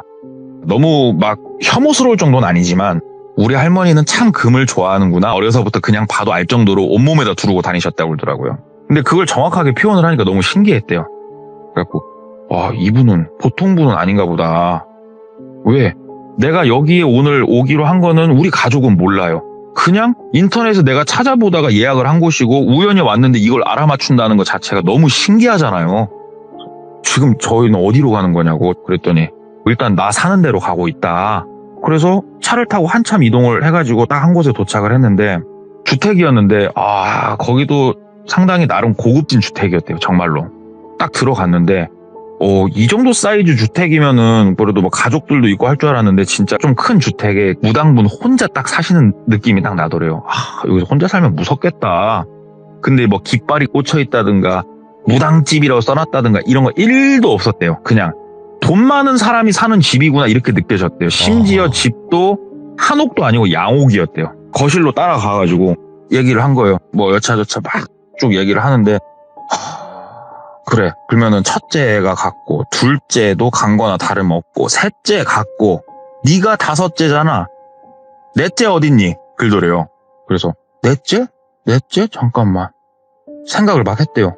둘째 형 입원해가지고 병원에서 내가 봤던 것 같고 셋째 형 장례 치를 때는 못 봤는데 모르겠어요. 그러니까는 전화 한번 해보라고. 그래서 이제 바로 위에죠. 본인한테 넷째 형한테 전화를 한 거예요. 전화기가 꺼져 있더래요. 넷째 형 전화기 꺼져 있는데요. 넷째부터 찾으라고. 이게 순차적으로 지금 니네 씨를 말리는 거라고. 현재 씨를 말리는 거니까 넷째부터 찾고 그리고 너 부적 꺼내라고 딱 그러더래요. 그래가지고 아주 고이고이 넣어놓은 부적을 이렇게 탁 빼서 드렸대요. 그랬더니 그분이 이렇게 쫙 펼쳐서 보시더니 그러더니 부적은 내가 좀 가지고 있을게 그러시더래요. 그래가지고 그거 꼭 갖고 있으라고 했는데 그랬더니 아니야, 꼭 안 갖고 있어도 되겠어. 일단 가서 넷째부터 찾고 서로 좀 통화 좀 하면서 그렇게 해보자. 나도 뭔가 똥인지 된장인지 일단 나도 알아야 되겠으니까 니네 할머니의 그 부탁 때문에 내가 뭐 이 일에 껴들었다면서도 나도 뭔지는 알아야 되겠으니까 넷째부터 찾아라. 그러고 나서 얘기가 끝났대요. 더 이상 뭔 얘기를 안 해주셨대요. 그래가지고 이제 넷째 형 그 셋째 큰아빠죠. 셋째 큰아빠한테 전화를 했대요. 받으시더래요. 큰아빠 저기 럭키 형이라고 하면은 럭키 형 어디 있어요? 전화가 안 되네. 그러니까는 럭키 지금 뭐 여행 좀 갔다고. 그래서 뭐 형 뭐 별일은 없죠. 그러니까는 갑자기 셋째 큰아빠가 너 무슨 의미로 그 말을 나한테 하니? 그러더래요. 그래서 큰아버지 형하고 좀 얘기할 게 있어가지고요. 연락이 안 돼가지고. 그러니까는 왜? 내 아들 죽었을까봐? 하면서 갑자기 막 화를 내더래요. 그래가지고 아니요 큰아빠 아니에요. 갑자기 왜 그러셔요? 그러니까는 내가 좀 흥분했네. 아무튼 끊자. 여행 갔으니까 그런 줄 알고 끊어 하고 먼저 탁 끊으시더래요. 여행을 갔다고? 넷째 형이? 왜 이렇게 생각할 수밖에 없었냐? 넷째 형은 아주 상꼴통이었거든요. 아주 꼴통이어서 어디 해외여행을 갈 생각조차 안 해요. 그냥 오늘 저녁에 뭐 어디 가서 술 먹으면서 여자 꼬실까 그것만 궁리하는 사람이에요. 넷째 형이. 본인이 하루 이틀 본 건 아니니까. 일단은 그러면은 친구 몇 명한테 막 전화를 돌렸대요. 왜 그러냐면 넷째 형이 본인하고 나이 차이가 1살밖에 안 났거든요. 야, 너 럭키 형 소식 좀 알아? 아, 몰라? 네 친구 누구 좀 그 노는 애 있지? 한 번만 물어봐 줄래? 하면서 막 수소문을 돌린 거예요. 여러 명 고향 친구를 통해 갖고 수소문을 돌리고 해보니까 이 형이 여행을 진짜 간다고 해외로. 진짜 그게 사실이더래요. 언제쯤 갔냐고. 그랬더니 좀 몇 달 됐다. 몇 달이 됐다고 해외여행을? 아니 ABCD도 잘 못 읽는 양반이 해외에 가서 몇 달씩 있는다고? 와 이거 특이하네. 그래가지고 다시 큰아빠한테 전화해서 물어볼까 하다가 괜히 조금 또 욕먹을 것 같고 쌈날 것 같아가지고 무당분한테 전화를 했대요. 저 한번 알아봤는데 해외로 여행 좀 가 있는 상태래요. 그러니까는 언제 들어온대? 그래서 언제 들어올지는 모르겠다고. 여행 나간 지가 좀 된 것 같다고. 그랬더니 오케이 무슨 말인지 알겠어. 너 그 넷째 형네 집이 어딘 줄 아냐고. 예 알죠. 넷째 형네 집 많이 다니고 해가지고 알죠. 그러니까는 그 넷째 형 방에 들어가가지고 좀만 이것저것 찾아보라고. 이상한 거 있나 없나. 꼭 이건 해보라고. 뭘 찾아봐야 됩니까? 그러니까 뭔지는 나도 모르겠다고. 그냥 네가 찾다 보면 이상한 게 있을 수도 있고 그건 있는 거고 네가 찾아냈는데 네가 느끼기 이상한 게 없는 거면 없는 거고 해봐라. 그래서 얘기를 했대요. 저희 넷째 형 죽었냐고. 괜히 물어봤더니 안 죽었다고. 내가 봤을 땐 안 죽었으니까 그런 건 걱정하지 말고 좀 해보라고. 똘비가 이제 전화를 끊고 미션이 주어진 거잖아요. 밑도 끝도 없는. 내가 무슨 명목으로 큰아빠 집을 가지? 그냥 그러면 고향 내려온 집에 인사나 하러 왔다고 하면 가야겠다. 하고 고향으로 내려가가지고 이제 음료수 한 박스 사들고 간 거예요. 큰아빠 집을. 가는데 오만 생각이 다 들더래요. 이 미친 잠쟁이 말을 듣고 내가 지금 이상한 짓을 하는 건가 어쩐 건가 이게 가는 게 맞는 건가 가가지고 내가 무슨 말을 하고 내가 방을 뒤지지? 일단은 하면서 이제 걷다 보니까 큰아빠 집 앞이었대. 아파트.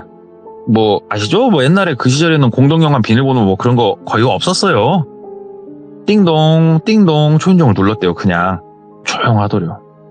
또 띵동 띵동 띵동 띵동 하는데 조용하더래요. 이러면 안 되는데 똘비가 실은 1살 터울이고 아까도 얘기했다시피 꼴통형이잖아요. 예. 똘비는 공부를 엄청 잘하는 건 아니었어도 그래도 공부를 좀 하는 애였는데 못된 걸 다 알려준 형이 그 꼴통형이거든요. 그럼 아시죠? 그런 꼴통형은 똘비한테는 되게 재밌고 친하고 좋아하는 형이에요. 그러니까는 방학 때랑 엄청나게 많이 가서 놀았단 말이에요. 그러다 보니 이 형네 집이 열쇠를 어디다 놓는지를 알아요. 똘비가. 그 아파트 층 있는 소화전 그 위에 긴 거 열면은 거기에다가 키를 좀 놓고 다니셨다고 그러더라고요. 예. 아니까 딱 열었더니 키가 있더래요. 그래서 그러면 안 되지만 뭐에 홀린 것처럼 키를 딱 주워 들어가지고 배를 몇 번 더 눌러보고 들어갔대요. 집엔 아무도 없었고 분명히 본인이 뭘 훔치러 온 건 아닌데 이게 상황 자체가 뭔 도둑놈 같잖아요. 그리고 실제로도 만약에 이게 아무 상황이 아니었다면 큰아빠가 들어와도 야 똘비야 와 있었냐? 라고 해도 이상하지 않을 정도로 많이 왔다 갔다 한 집이었고 일단은 넷째 형 방으로 갔대요. 넷째 형 방으로 가가지고 여기저기 서랍을 좀 열어봤대요. 그랬더니 빈 담뱃값 여기에는 이상한 술병 굴러 나오고 하고 하다가 이렇게 보고 하는데 침대 밑에 나이키 신발 박스가 하나가 이렇게 깊숙이 하나 들어가 있더래요. 뺐대요. 이렇게 싹 빼가지고 열었는데 거기에 이제 그 우리 신발 사면은 종이 이렇게 뭉쳐져 있는 거 있잖아요. 그 종이 뭉쳐져 있는 게 이렇게 있고 뭉쳐져 있는 걸 이렇게 빼면서 하는데 종이 하나가 무겁더래요. 그래가지고 종이를 이렇게 막 끌어서 보는데 한 10개가 넘어 보이는 금반지. 진짜 두툼한 금반지가 거기에 반지가 그렇게 쫙 들어가 있더래요. 무슨 반지지? 이상한데? 일단 다시 쌌대요. 다시 막 싸고 쓱 밀어넣고 그제서야 방을 다시 한번 둘러보는데 뭔가 지금 뭔진 모르겠는데 굉장히 두려움이 몰려오더래요. 굉장히. 빨리 여기서 나가야 된다. 뭔가 내가 지금 보면 안 될 걸 본 것 같다라는 그 이상한 느낌 때문에 후다다다닥 집에서 나왔대요. 나와가지고 진짜로 엄청 빠른 걸음으로 일단 아파트 단지를 빠져나가가지고 공원 한쪽에 가서 무당한테 전화를 했대요. 무당 선생님, 제가 봤을 때 이상한 게 있었다고. 뭐가 있었냐고. 상당히 많은 숫자의 반지가 있었다고. 그래도 무당이 글더래요. 너 지금 그래서 그 고향 지금 거기니? 그래서 예, 할머니 선산이 어디니? 고향 어디에 있습니다. 내가 지금 바로 출발할 테니까 어디서 보자. 내가 네 동네 어디로 가주면 좋겠니? 그래가지고 예, 뭐 근처 어디로 와주시면은 될 것 같다고 해서 만난 거예요.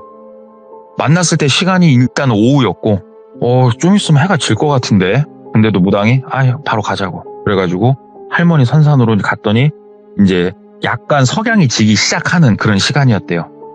선산에 딱 도착해가지고 무당을 따라서 이제 같이 올라갔대요. 그랬더니 무당이 딱 할머니 묘지 앞에 쓰더니 어르신이 불러갖고 제가 여기까지 왔습니다. 좀 둘러보겠습니다. 죄송합니다. 그러면서 할머니 묘지를 삐 이렇게 돌더래요. 근데 이제 보통 우리가 그러잖아요. 설 명절 지나고 추석 때나 돼야 우리가 벌초하러 산에 가지 않습니까? 딱 가는데 그 묘지가 좀 한쪽이 파져 있더래요. 이게 그러니까는 막 파놨다기보다는 뭔가를 하고 급하게 다시 이 모양을 만들어 놓은 느낌? 예? 네, 그 느낌이었대요. 그러더니 혀를 차더래요. 그러면서 무당이 고개를 들어가지고 막 주변을 이렇게 돌아보더래요. 돌아보면서 터는 좋다, 터는 좋아. 산신령님 무릎팍에 앉아있는 터네, 그러더래요. 그래서 뭔 소린가 가만히 있었대요. 근데 산신령님이 지켜보는데 그런 짓을 했으니 안 죽어 나가고 백이겠냐고. 그래가지고 선생님 무슨 말씀하시는 거냐고. 그러니까는 보면 모르겠냐고. 이거 묘지 한번 깠다고. 예? 그러니까 묘지 한번 이거 팠다고. 뭔 말인지 모르겠어? 그래가지고 그 무슨 말씀이시냐고 했으니까는 넷째 형 혼자 했는지 누가 했는지 모르겠지만 넷째 형이 묘지 깠다고. 똘비가 생각을 하다가 어릴 적 생각을 막 더듬은 거예요. 본인이 막 할머니가 살아생전에 금붙이를 그렇게 좋아하셨잖아요. 롤렉스 금장시계, 진짜로 막 두툼한 금목걸이에 금팔찌, 이거를 가족들이 상황이 금전적으로 쪼들리는 사람들이 아니었다 보니까 할머니 거 금붙이들을 전부 다 넣어드렸대요. 갈 때 가져가시라고 관에다가 싹 넣어드리고 석실처럼 해가지고 관 넣고 석실 위에 뚜껑 닫고 흙 얹고 그 위에 봉분을 만든 건데, 넷째 형이 한 번씩 농담으로 한 말이 갑자기 생각이 나는데 소름이 돋더래요. 우리 할머니 묘지는 보물창고라고. 와, 넷째 형이 사고 쳤구나. 와, 이 개자식이 세상에 엄마 아빠가 유흥비 안 주니까는 뭐 유흥비가 없으니까 이걸 깠구나. 똘비가 갑자기 막 그걸 멍하니 생각을 하고 있으니까 무당이 뭔 말인지 얼추 알겠는 눈빛이네? 그러더래요. 그래서 그럼 할머니가 노하신 거냐고, 조상님들이 노하신 거냐고. 그러니까는 아니다고. 니네 할머니는 본인 뭐 뚜껑을 열었던 닫았던 그래도 내 손주들이라고. 니네 할머니는 화 안 나셨다고. 니네 할머니는 오히려 지금 무릎 꿇고 빌고 계신다고. 누구한테 빌고 계셔요? 그러니까는 누구긴 내가 아까 뭐라고 했냐고. 여기가 산신령님 무릎이라고 하지 않았냐고. 네가 산신령이면 자손이 와가지고 뚜껑 열고 그거 빼가는데 화 안 날까? 여기다가 묘지 털을 잡을 때는 산신령님한테도 분명히 고사를 지냈을 거라고. 굽어 살펴 주시옵소서. 굽어 살펴 주고 있는데 자손이 와가지고 그 짓거리 하고 있으면은 여기에 문제가 안 생길까? 그러더래요. 그래서 듣고 보니까 맞긴 한데 혼란스럽더래요, 되게. 아니 그러면 산신령 때문에 이 줄초상이 나고 있는 건가? 내가 말했지, 니네 집 씨가 마를 거라고. 고모들 쪽에는 아마 아무 일 없을 거라고. 니네 남자들, 니네들만 지금 문제가 다 생길 거라고. 근데 나는 이 넷째가 지금 참 희한하다고. 왜 얘가 지금 외국에 나가 있는지도 모르겠고 이거는 아마 뭐가 있을 거라고 그러더래요. 그래가지고 제가 조금 더 알아보겠습니다 하고 일단은 무당이 다시 올라갔대요. 본인 시내에다 떨궈주고. 정말 머릿속이 혼란스럽더래요. 그래가지고 일단 엄마 집으로 갔대요. 딱 이제 집에 가가지고 엄마한테 얘기를 해야 되나 말아야 되나 고민을 이제 막 하다가, 엄마 저기 오늘 이런저런 일이 있었다. 내가 위에서 어떻게 하다가 우연히 알게 된 분인데 너무 신기할 정도로 그렇게 했고, 그러다 보니까 나도 좀 믿음이 가는데 엄마 내가 이걸 어디까지 믿고 어떻게 하는 게 맞을까? 엄마한테 얘기를 한 거예요. 그러니까 엄마가 잠깐만. 엄마랑 갔던 그 기골이 장대한 남자 무당 있잖아요. 엄마가 생각하더니 그 무당집을 결국엔 최종적으로 알려준 사람이 바로 위에 큰엄마였던 거예요. 야, 네 말이 맞으면 이거 뭔가 그쪽에 야로가 있는 것 같다. 아이고야, 내 새끼 어떻게 하면 좋아, 내 새끼 하면서 엄마가 갑자기 막 본인을 끌어안더래요. 무섭다고. 그러니까는 본인이 엄마, 할머니가 그래서 나 지켜주시려고 한 명 인도해 주신 거 아니냐고. 엄마, 내가 이거를 믿고 한번 해보는 게 그래도 낫겠지? 엄마, 내가 이상한 거 아니지? 그러니까 엄마가 그래라, 뭐라도 해봐라 이거. 나 무섭다. 솔직히 요즘 잠잘 때마다 꿈속에서 나 네 장례 치르는 꿈 꾼다고. 잠을 못 잔다고. 내가 니네 아빠도 똑같은 꿈을 꾸는데 미치겠다고. 알았다고. 나 내일 그럼 날 박는 대로 다시 올라가겠다고. 그래가지고 그 무당 집으로 택시를 타고 갔대요. 가지고 띵동 이제 배를 누르니까 여자 무당분이 이제 문 열어주고 본인을 이제 맞이를 해주더래요. 그러면서 선생님, 저 좀 살려주십시오. 저 좀 도와주십시오. 어머니께 얘기를 해봤더니 뭐 그 남자 무당이 소개를 해줬다는데 엄마가 소름 돋는다고 합니다. 저 어떻게 해야 됩니까? 내재형은 왜 갔는지 모르겠습니다. 엄마가 한번 알아본다고 했는데 엄마도 못 알아본 것 같아요. 연락이 오셨는데 엄마도 모르겠대요. 어디로 갔는지도 모르겠고. 그랬더니 그분이 얘기를 듣더니 내가 도대체 어디서 어디까지를 해야 되나 하면서 혼자 이렇게 읊조리면서 생각을 하다가 이럴 줄 알았으면 내가 안 올라오는 건데 가자. 어디로요? 그랬더니 그 남자 무당 집으로 가자고. 그래서 둘이서 무작정 다시 내려간 거예요. 또 그래가지고 그 남자 무당 집으로 갔어요. 가가지고 거기가 아까도 얘기했다시피 손님이 굉장히 많은 곳이라고 그러더라고요. 갔더니 이미 막 대기빵 타고 있는 손님들 있고 아이고 장사가 겁나게 잘 되고 있더래요. 그러니까 무작정 들어가니까 예약하셨냐고. 예약 안 했다고. 예약하셔야 된다고. 알았으니까 잠깐 나와보라고 하면서 뭐 애동제자라고 해야 될까 뭐 일해주시는 분 있잖아요. 예약 관리하면서. 예. 한 명이 아니었대요. 그분도. 그분 막 밀쳐내면서 그냥 전 보는데 문을 벌컥 열어버린 거예요. 어이구, 예. 벌컥 열어버리니까 그분이 점사를 보다 말고 이렇게 빤히 쳐다보더래요. 빤히 쳐다보니까 어떻게 나 들어가도 될까? 딱 그러시더래요. 여자 무당분이. 그러니까는 남자 무당분이 아니 이게 무슨 결례입니까? 경찰 부를까요? 그러더래요. 그러니까는 딱 그 여자 무당분이 그 앞에 점사 보고 있는 사람도 있는데 다 무시하고 그냥 안으로 들어가더래요. 안으로 들어가더니 오른쪽에 재단이 있었다고 말씀을 드렸잖아요. 거기에 이제 향 피우는 게 있었는데 향을 하나 딱 빼더니 딱 촛불에다가 불 붙여가지고 딱 꼽더니 딱 그 재단 앞에 무릎을 꿇고 한참 이렇게 가만히 있더래요. 한 10초 딱 있더니 딱 일어나면서 그 여기 계신 분들은 나가시라고. 그러니까는 그 무당이 당신 뭐야? 밖에 뭐해? 경찰 불러! 막 그러더래요. 예? 그러니까는 네가 모시는 신한테는 내가 방금 실례 좀 한다고 죄송하다고 내가 빌어놨으니까 됐고 너 내 눈 똑바로 쳐다봐. 와, 그 여자 무당분이 이렇게 기세가 엄청난지 똘비가 이제 처음 봤대요. 185에 막 기골이 장대한 그 사람이 예. 눈을 못 마주치더래요. 이러고 어버버버 하고 있는데 그 무당분이 딱 조용히 가더니 앞에 탁 앉더니 내 눈도 제대로 못 쳐다보는 이런 어린 놈이 못된 짓은 다 하고 있었네? 똘비씨 문 닫고 나가. 그러더래요. 똘비 뭐 거역할 수가 없더래요. 딱 문 닫고 나가가지고 한쪽에 이렇게 있으니까 그 막 예약해 주시는 분들이 다시 막 문 열고 하는데 그 안에서 남자 무당분이 잠깐 다 기다리시라고. 바깥에 사람들 이제 막 기다리고 있고 오래 안 걸렸대요. 한 3분? 3분 정도? 문 딱 열리면서 여자 무당분이 탁 나오시더래요. 그러면서 할 얘긴 다 했으니까 나갑시다. 그래가지고 따라 나섰대요. 종종종종종. 그래갖고 차를 타고 바로 출발을 시키더래요. 그래갖고 저기 선생님 무슨 말씀을 좀 나누셨습니까? 그러니까는 참 저런 개새끼 아직도 있었네 하면서 욕을 막 하시더래요. 그래가지고 무슨 일이에요? 그러니까는 뭐 다 알려고는 하지 마시고 우리 똘비 씨 다 알려고는 하지 마. 알아야 될 게 있고 몰라야 될 게 있는 거야. 그 엄마한테 얘기 아니다. 엄마하고 통화 좀 한번 하자. 그러시더래요. 그래서 예 하고 핸드폰 띡띡띡 눌러갖고 바꿔드렸대요. 엄마랑 통화가 되니까 제 얘긴 들으셨죠? 똘비 할머니가 인도해줘서 온 신의 제자입니다. 일단은 바로 위에 계신 그 셋째집 큰아빠 있지 않습니까? 그분한테 제 말 좀 전해주십시오. 본인 아들 살리고 싶으면 귀국시키지 말라고. 이 집안 재산 쌀 한 톨도 가져갈 생각 하지 말라고. 가져가면 죽을 거라고. 아주 처참하게 죽을 거라고. 그리고 온 집안이 다 풍비박산 날 거라고. 똘비는 살 거라고. 이 집은 살 거라고.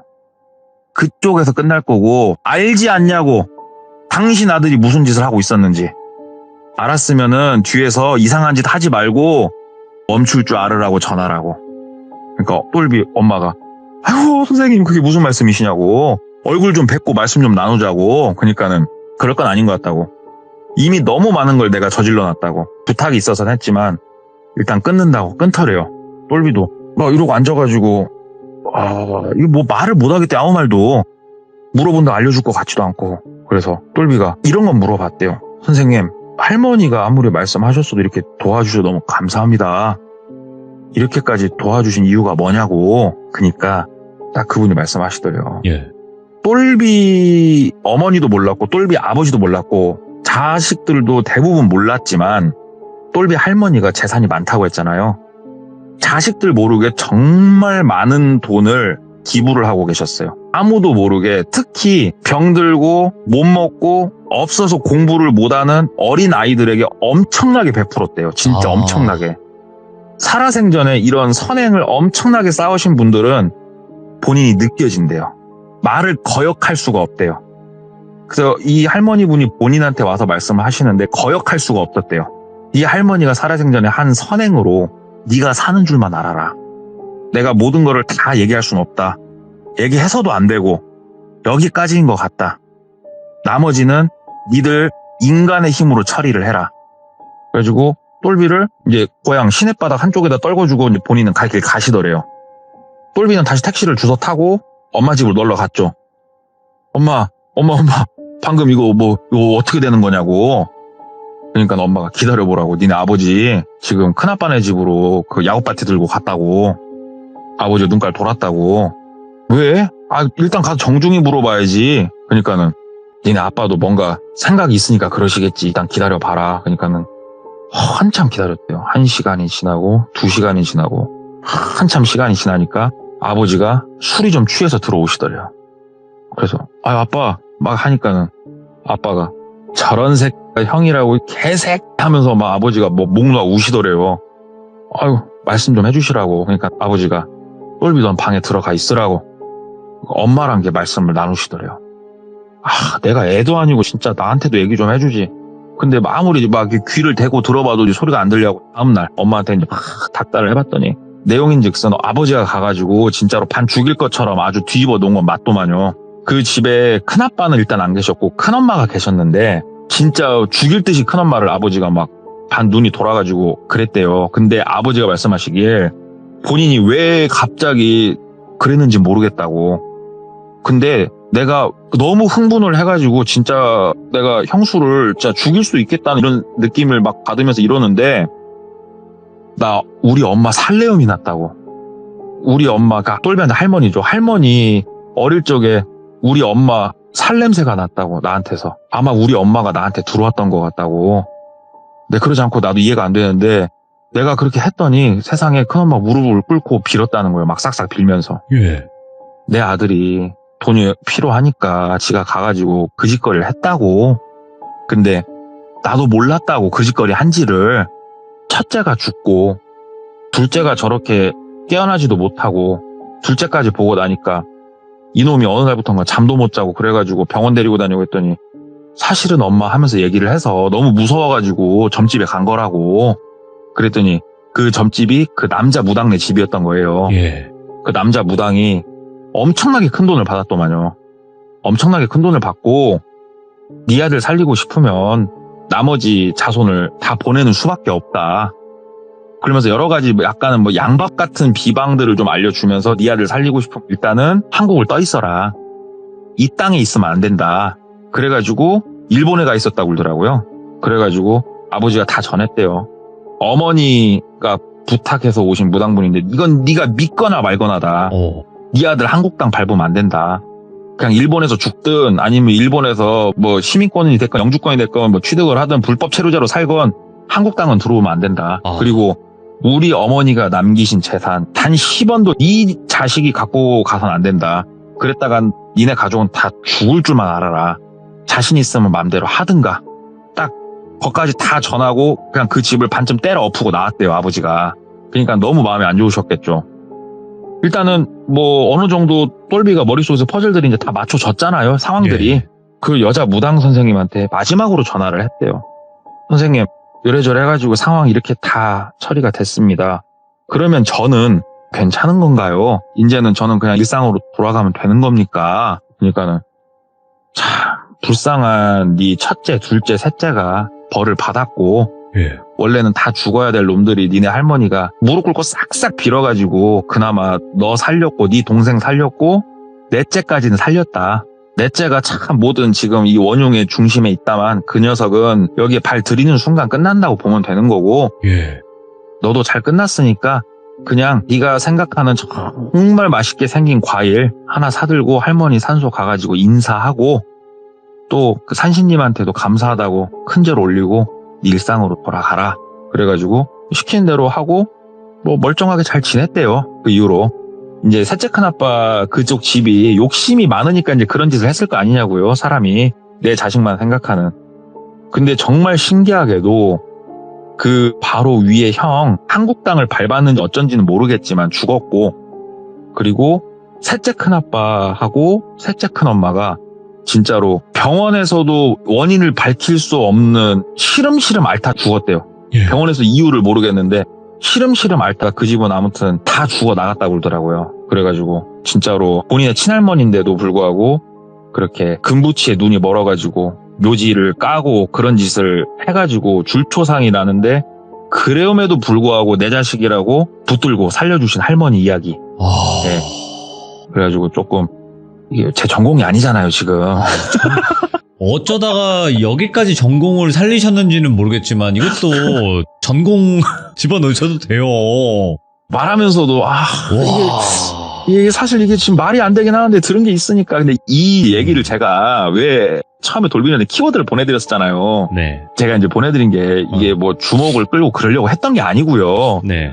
이 이야기를 저한테 전해준 사람이 있잖아요. 엄청 친한 건 아닌데 제가 이제 시간이 많은 직업이지 않습니까? 네. 아. 그러니까는 파묘를 보자고 그러더라고요. 예. 예, 근데 제가 예전에 돌비님한테 얘기했나 모르겠지만 저 극장 가는 걸 생각보다 안 좋아해요. 예. 극장을 좀 안 가는 사람이라서 나는 나중에 OTT나 다른 거 나오면 집에서 볼란다. 네네. 근데 이 이야기를 해주는 거예요. 본인이 이 영화를 꼭 보고 싶은 이유가 내가 이런 일을 여기까지만 얘기할게요. 예. 뭐 전해 들은 걸 수도 있고 본인이 겪은 걸 수도 있겠죠. 예. 아무튼 우리 또 동네꼬마님께서 전공 장르가 사실상 현실 공포는 맞는데 복수 전공이라는 게 또 있지 않습니까? 예, 충분히 양쪽을 다 넘나드는 그런 또 최고의 시드래무 참여자분이 아니신가 또 생각을 합니다. 너무너무 감사드립니다. 아유. 고맙습니다. 네, 감사합니다. 네.